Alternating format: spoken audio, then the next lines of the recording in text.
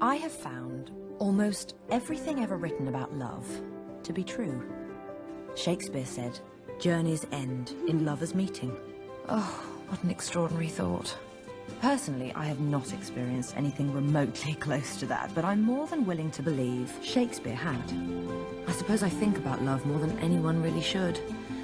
I'm constantly amazed by its sheer power to alter and define our lives. It was Shakespeare who also said, "Love is blind." Now that is something I know to be true.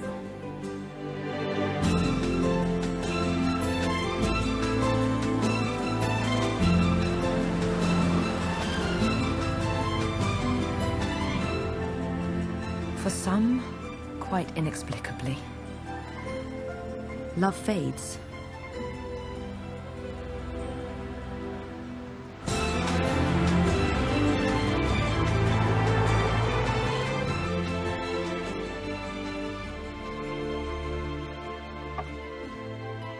For others, love is simply lost.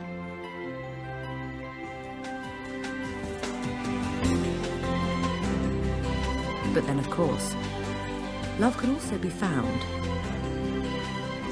even if just for the night.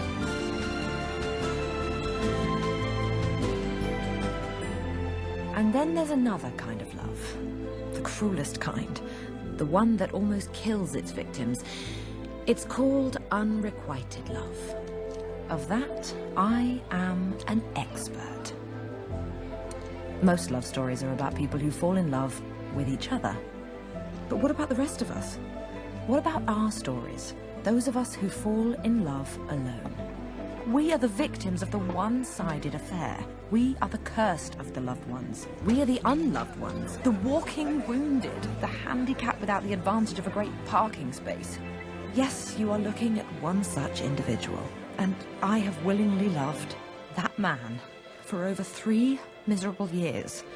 The absolute worst years of my life. The worst Christmases, the worst birthdays. New Year's Eves brought in by tears and Valium. These years that I've been in love have been the darkest days of my life. All because I've been cursed by being in love with a man who does not and will not love me back.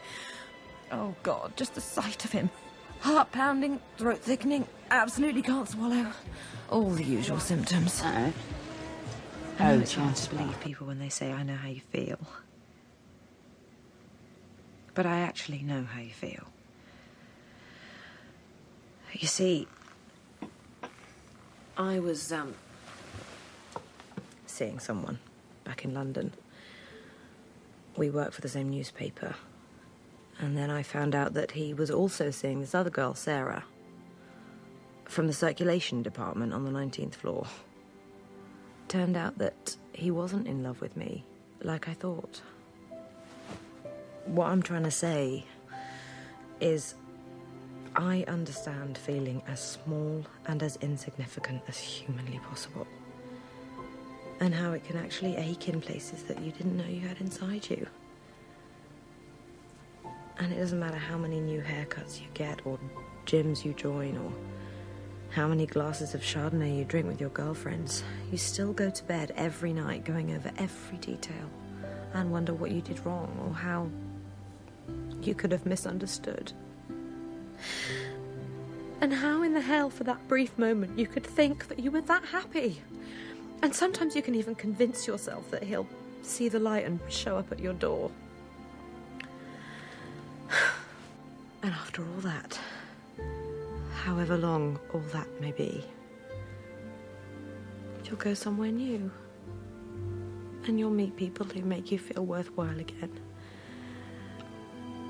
little pieces of your soul will finally come back.